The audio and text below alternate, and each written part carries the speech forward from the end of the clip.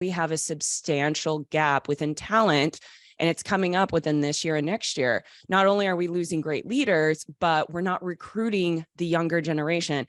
And so from my lens and my perspective, again, we don't have a ton of time to cover this, but a broad stroke is I still think that we need to really focus in on, it is very, very challenging to break into just technology as a whole, even IT, cyber IT. The best advice that I can give anybody that's listening to this right now that is having those challenges that are facing them on a daily basis is, first off, don't give up. I promise you, you will succeed. The second thing is or the private sector own a lot of our critical infrastructure, yet the public sector support that in a way, but there's a lot of gray area within titles of how we can best support those critical infrastructures. And until those are defined, if there was a catastrophic attack on one of those infrastructures, what would that look like? Welcome to the Top Cyber Pro Podcast, the show where we bring experts in the cybersecurity industry to share their valuable knowledge, experience, tips, tools, techniques, and resources to help you become a top cyber pro. And now, here's your host for this episode, Terry Thompson. Jax, welcome to the show. Oh my God, you have such quite a long list of accomplishments. I feel like I just done nothing throughout my entire 24-year career compared to you. But how do you ever find the time to do all of these things? How do you get these things done? Time blocking. Time blocking, 2 words. Yeah, no, it's really, I'm very much ADHD, and it was not easy to learn how to time prioritize, time block. And for me, I had to learn the hard way in my younger years of doing too much and never getting one thing done. And now I have 3 things. And if they fall within those 3 parameters and they're all within cybersecurity, I will think about taking them on my plate. Otherwise, I just focus on those 3 things, and those 3 things have subcategories. I'm very meticulous and analyzed on how I get things done. Otherwise, as you know, we burn out. 100%. And I can relate to that. You know, for me, I'm not all 100% minimalistic, but I definitely filter a lot of things. How important is filtering? Because I truly believe if you have too much on your plate, everything's a priority, nothing's a priority. How do you prioritize what you filter? Filtering is critical. It goes back to, again, ADHD. So what I will do, even if I'm feeling very scatterbrained on a day, for example, I will take a task list, I will write it down, and then I will number the task list 1, 2, 3, 4, 5, however I want to do it. And then I will star the top 3 things that must get done that day. And then I will even break that down to the first, second, and third task that needs to be completed that day. It doesn't happen every day. I'm pretty organized, and I actually use my calendar for a lot of my tool keeping on that. But for me, it's got to be filtering. And I also set monthly, quarterly, and yearly goals, and even weekly goals, and because I backwards plan everything in my life, and I do it naturally. This isn't something where I sit down and every single day I'm like writing out all of my tasks, but I used to do that. So now it's just very, very natural for me to be that way. So I'm very organized. Yeah. And it's a muscle. I mean, once you develop the habit of doing it, you enjoy it, you look forward to it. It's like, you don't even think about it. And I truly believe that so many people are out there really struggling with that time management. And really, look, at the end of the day, time's going to move with or without you, whether you want it to or not. It's going to keep on going.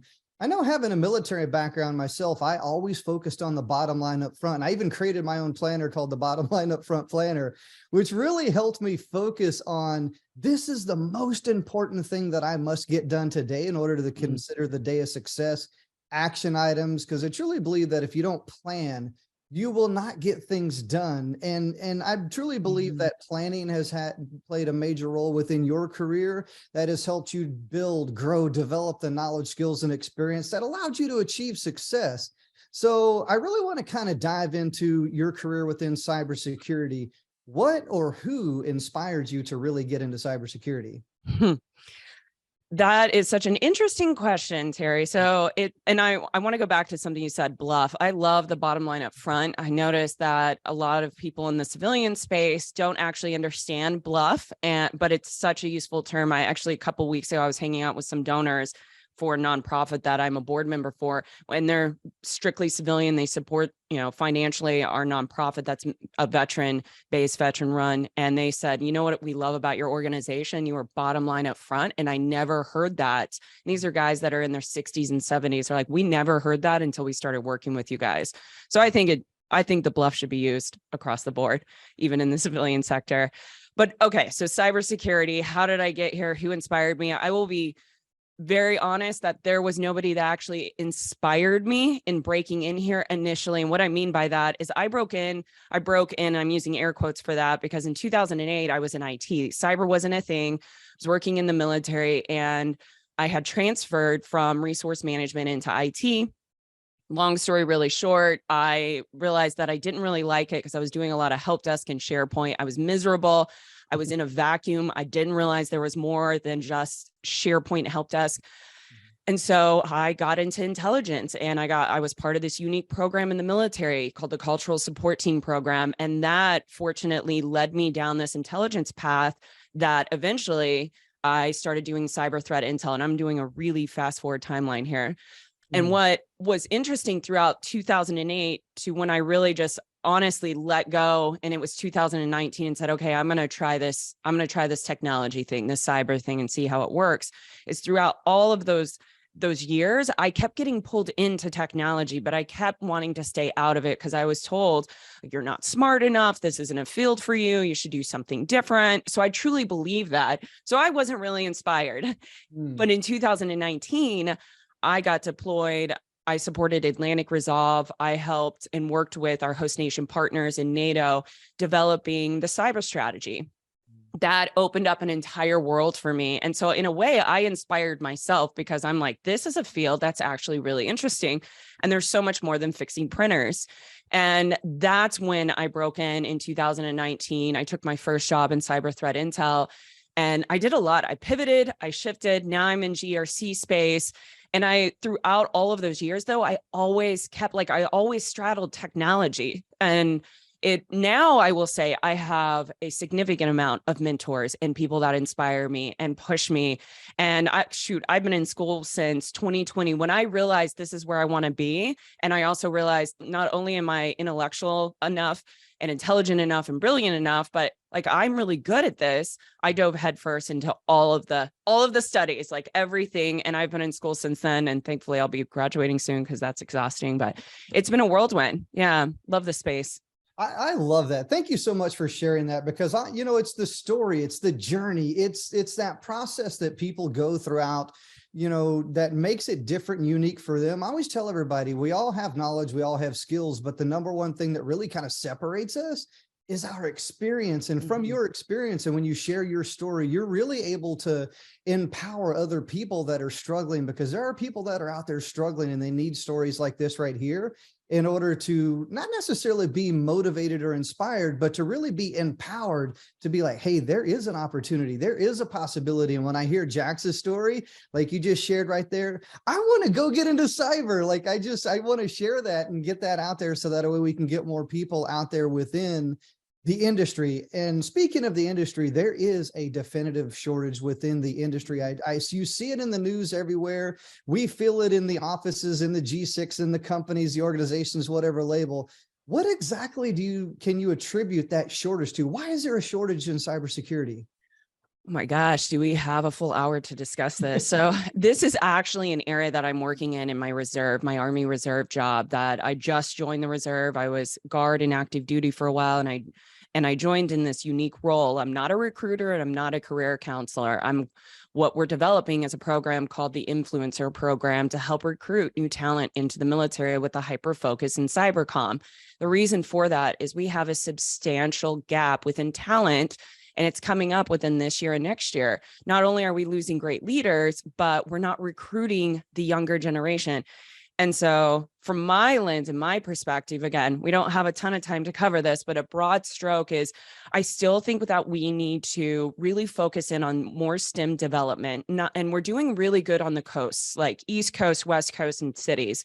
I'm from a rural town, small town in Oklahoma. And I can tell you that middle part of America, that the South, the towns that are still very small, kind of disconnected with things. They're not as developed. They're not pushing STEM as much. And that's a large population within America.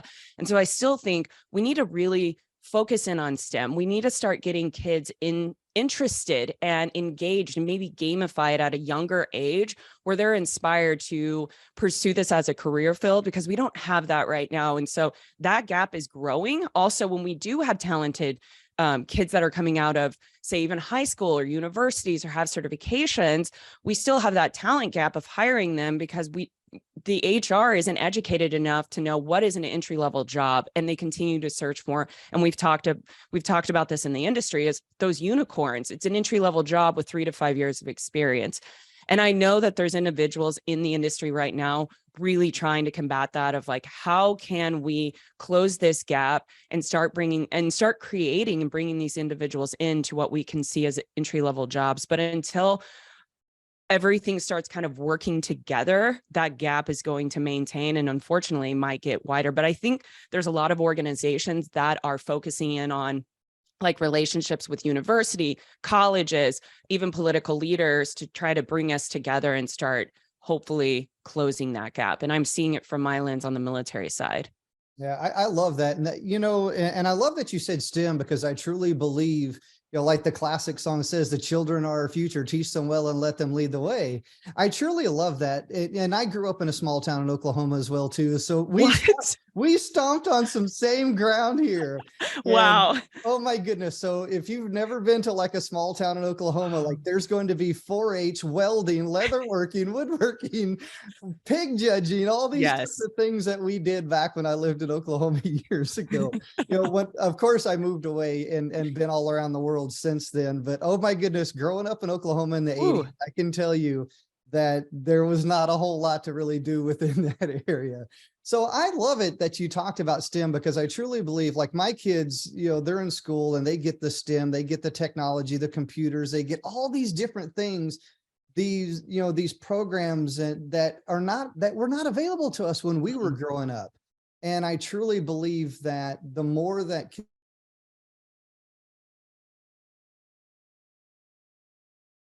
they get older, it just continues. It truly does. It really continues.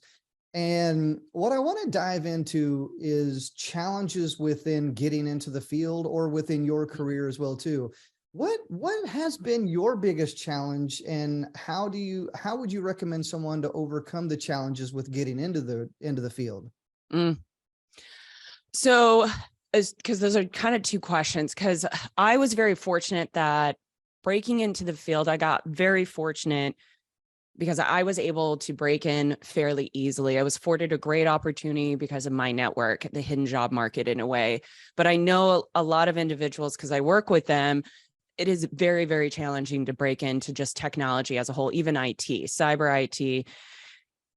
The best advice that I can give anybody that's listening to this right now that is having those challenges, that are facing them on a daily basis, is, first off, don't give up. I promise you will succeed. The second thing is, you've got to network. You've got to build your community. One person can change your life. I used to say, when we did network, and we're doing it back in person, that one handshake is all it takes, but you may have to shake 50 hands before you get to that one handshake. LinkedIn is your handshake.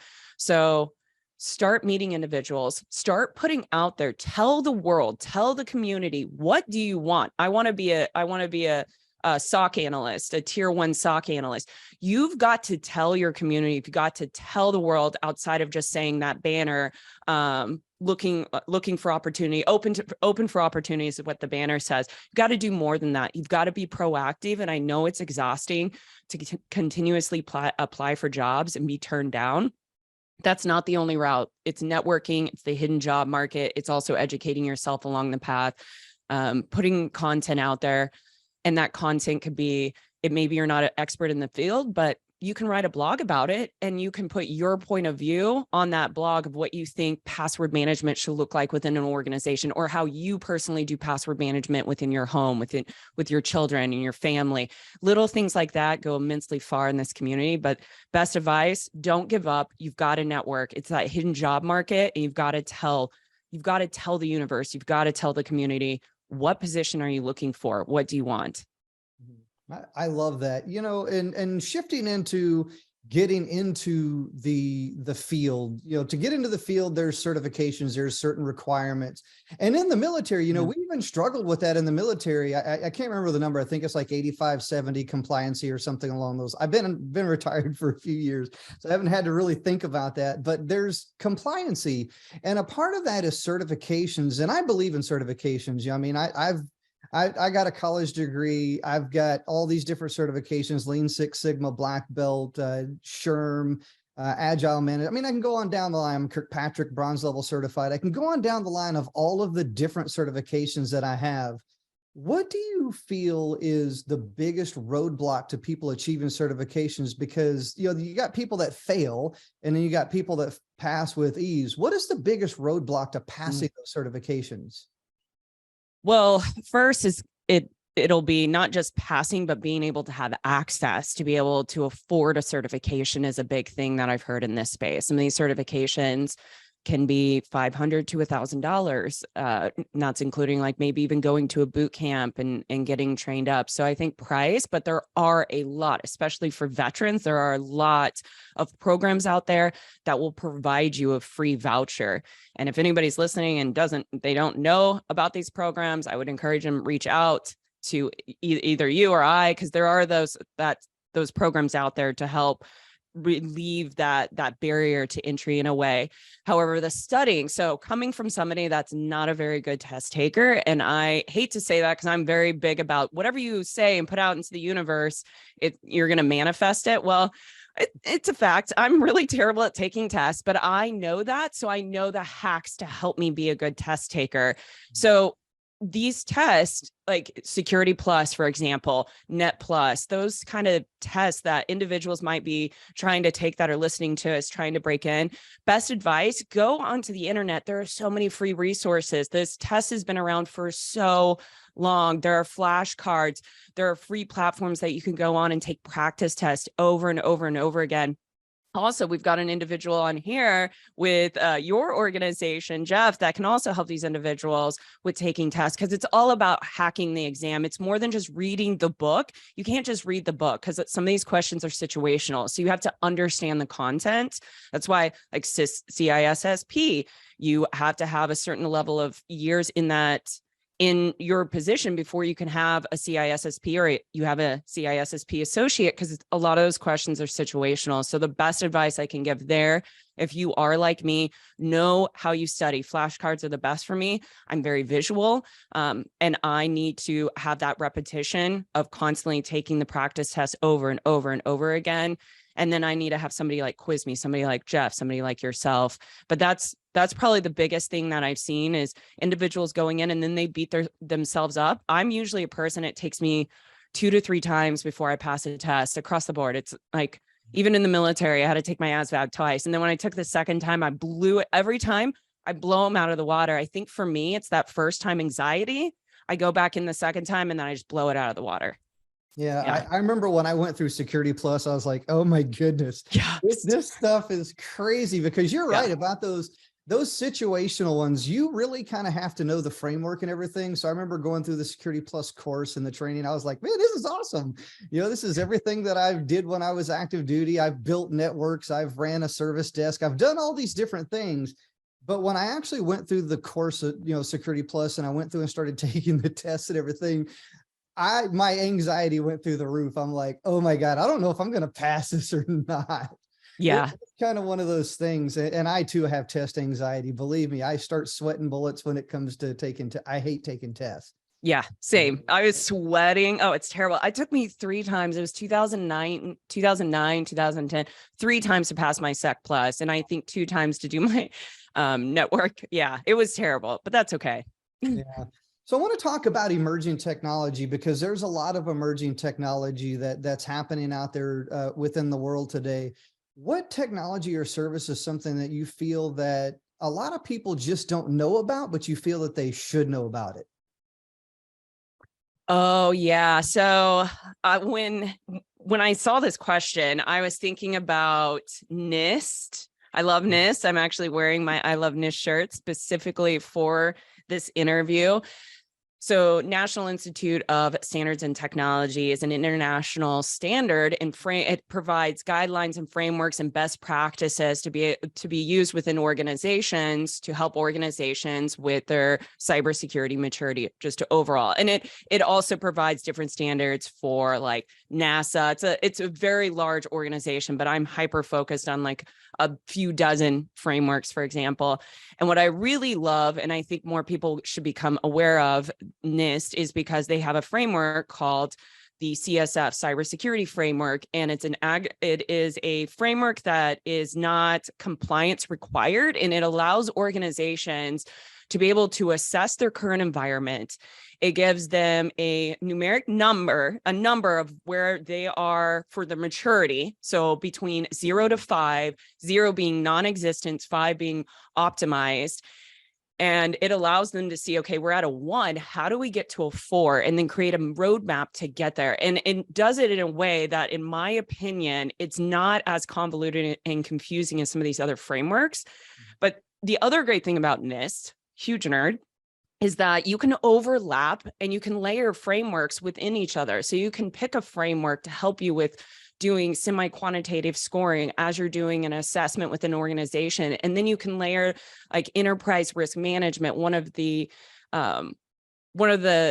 frameworks that they have, the guidelines that they provide, you can look at it and go, okay, we usually do assessments at a level 3, a technology level, computers looking at the machines. Well, you can do enterprise risk management. You can layer that on to a regular assessment and start looking at level 1, the enterprise, the C-suite level, to 2, level 2, the mission level. And you can look at it as a holistic approach. So I love it. I think it's an amazing resource. It's FREE, free, which is my favorite word. And I think that NIST is going to be doing a lot within the technology space. We already see them spearheading a lot of the post-quantum encryption capabilities. Like it's an amazing resource. All of that I used to drive by NIST every day. Oh my gosh, I want to get a tour of NIST. Yeah, I need to make that happen. Yeah, you know, being in the national capital region, everything, there's a lot of really cool things we get to drive by. I'm not sure if NIST was one of the coolest things I ever drove by, but I remember I was like, man, I used to drive by this every single day. Yeah, I love that. I haven't been able to, where is it located? I should know this. Big fan. Maryland. Yeah, I need to go just start driving by, stalking them. Yeah, I know somebody that'll give me a tour. I just need to make it happen. I'm like that little kid. And I know it's probably just a whole bunch of office buildings, but I don't know. I'm like this little kid that think it's going to be like this. You're going to walk in and be like, oh, like all the energy from all the intellectual people at work there. Yeah. I mean, there's a lot of opportunities in this area. Like we got to tour the Watson building where Watson's, I mean, pretty much if you reach out to a lot of these places, you know, for educational purposes, a tour is too easy to get set up in some of these places in this area. Yeah, we are very lucky where we live. It's much better than Oklahoma.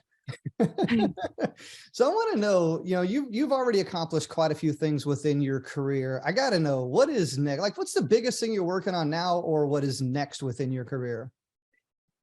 Oh, I'm pretty excited about this. So as I mentioned earlier, I work for or volunteer for a nonprofit. The name is the Special Operations Association of America, and I'm a board member, one of the founding members. That Daniel Elkins is the founder of the organization, and he brought me on right after it was founded for kind of having that woman view of being a female operator. And it's been a couple of years since the organization has been founded, and we're really focused on bringing advocacy for special operators at the congressional level, because there's a lot of nonprofits within the space that provide a lot of resources, but they don't work at the congressional space where change really takes place.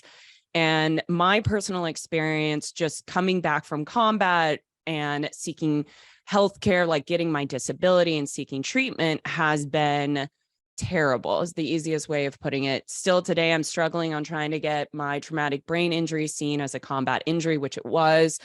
And so through all of this, I've been working through on different agendas, different initiatives, and I'm happy to announce that we have been able to spearhead a legislation that's going to be coming through and being announced here very soon that will allow the CSTs, the program that I was a part of. There's about 310 women that were part of this program.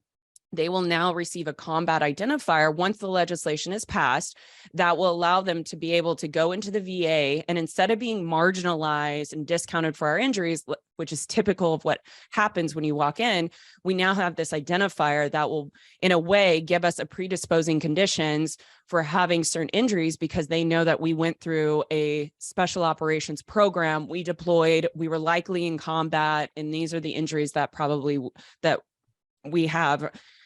So that's big. That's what's happening. At the same time, I'm writing a new book to complement that legislation in a way, and it's going to be sharing the story of going to war, what that looks like from a female operator's lens. And then the second part is going to be the untold story, which is coming home and having the war on the home front of, as a woman operator, trying to receive access to healthcare and the treatment, and how we are marginalized and discounted, and how there's a major issue within the VA and just medical across the board. So those are the big things that I'm working on, as well as graduating with my master's. But I'm excited. It's going to be a good year. It's already been off to an amazing start. No complaints.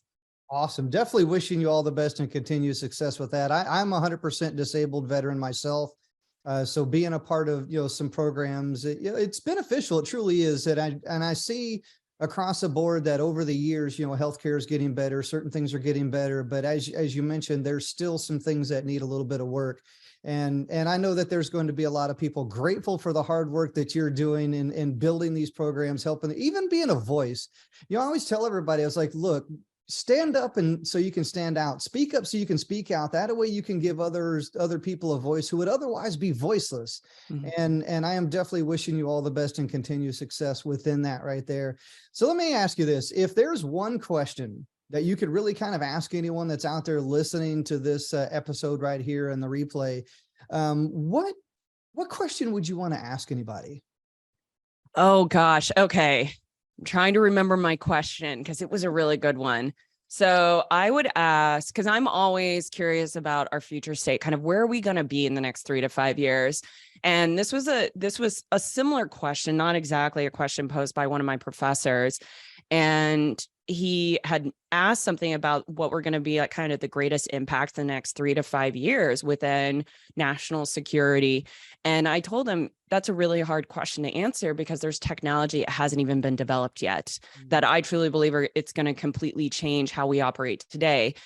And so my question is, if there were, and I'm going to provide 3 different options, but out of these 3, naming them maybe from the most important to the least, which out of these 3 would have the greatest impact on our national security? And I would say the first option would be quantum computing, and that's negating NIST and post-quantum encryption, because we don't even know if that actually works yet, if that's a plausibility, but I would say quantum encryption and public key, or quantum computers and public key encryption, like knowing that quantum computers can possibly crack that. Will that have a great impact in the next 3 to 5 years? The next one is, we talked about this, the workforce, or the lack of workforce, the gap. Will that be the greatest impact on us? And then the last one, and I can't remember what I had, but I will throw instead, because I can't remember, I'm going to throw this one in there instead, because I was writing about this last night. The lack of public and private partnerships, or the definement of what those public and private partnerships, and why that's so critical is because the public sector or the private sector own a lot of our critical infrastructure, yet the public sector support that in a way, but there's a lot of gray area within titles of how we can best support those critical infrastructures. And until those are defined, if there was a catastrophic attack on one of those infrastructures, what would that look like? So there you go. I hope I didn't muddy that question. I love that, Jax. Thank you so much for your time here today. There's definitely a wide variety of opportunity and potential to get into cybersecurity. Even though that out there within the news, we see that there's a gap and so on and so forth. I think it really comes down to sharing the message, sharing the voice, empowering people, encouraging people like, hey, if it's possible for me, if it's possible for you, it's possible for somebody else. But we really just, like, as you said earlier, we just have to get that message out there, share our story, share the voice, share our thoughts, whether it be on a blog post, a podcast, whatever the case may be. And we can really inspire the next generation of people that can get into the field of cybersecurity. So I want to know here before we close things down here, what are your final thoughts about anyone really just being on the fence. Like there are lots of people that are out there. I don't know. I want to switch careers. I'm happy where I'm at. I don't, it's a struggle to really kind of go from one thing to another. And I did that. I remember transitioning careers. I went from one field to a completely different one myself. So I know what it's like. But if there's people that are on the fence that are out there, what would be your advice to get them to switch careers and come into the field of cybersecurity? Yeah. And this might not be like a welcomed answer. It might frustrate people, but the best advice I can give you, because this is what I tell myself, and I never give advice I don't do myself, but it's like, you got to jump. You just got to do it. You got to rip the Band-Aid off. I have a person in mind right now that I know is kind of like, oh, I kind of want to try this, but I don't know if I want to be more technical. And this individual has been doing this for almost a year and a half now. I don't know, maybe, but what if I get in there and I don't like it? And what if I leave my job and I pivot into this career field and I don't like it, or I'm not good at it? Well, you know what, Terry, you're not going to know unless you just jump in. And I promise you from the experience, regardless if you fall on your face, regardless, you're going to fail forward, which means you are going to progress in your career. And say you don't like it, well, you're going to learn one more thing you don't like, which is going to get you closer to one more thing you do like. But this field is so vast. There are so many opportunities. I say you've got to jump in. Culture is really important. Find a place that has good culture, jump in and just start swimming, figure it out, because we have a great community. People are going to help you out. If you ask for help, people are going to pick you up and you're going to just figure it out. So I hope that encourages people to just make that jump. If anybody is like, I don't know, it's kind of scary. It's scary. I totally get it, but you got to jump, got to make it happen. Awesome. Jax, thank you so much for your time today. Had a pleasure talking with you. Thanks, Terry. My pleasure. So happy to be here. This was awesome.